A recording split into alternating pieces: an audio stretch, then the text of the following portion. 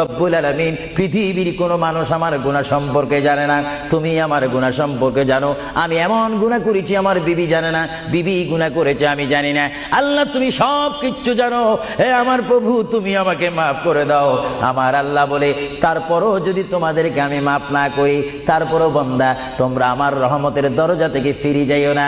আমি তোমাদেরকে হুকুম দিচ্ছি, ওয়ালাউ আন্নাহুম ইয যালামু আনফুসাহুম জাউকা, বান্দারে যদি গুনাহ করে ফেলো আমার রহমত থেকে মুখ ফিরে তুমি চলে যাইও না। বান্দা, আকাশ পরিমাণ যদি গুনাহ করো, পাতাল পরিমাণ যদি গুনাহ করো, সাগরের পানি পরিমাণ যদি গুনাহ করো, পাহাড় তুলনায় যদি তুমি গুনাহ করো, আমার দরবার থেকে তুমি নিরাশ হইও না। বান্দা, আমি তোমাকে একটি রাস্তা বাতাই দিচ্ছি, একটি পথ তোমাকে আমি দেখাই দিচ্ছি। সেই পথটি কোন পথ তোমরা জানো? ওয়ালাউ আন্নাহুম ইয যালামু আনফুসাহুম জাউকা, বান্দারে যখন তোমরা বরবাদ হয়ে যাবে তখন তোমাদেরকে একটা পথ আমি তোমাদেরকে দেখাই দিলাম।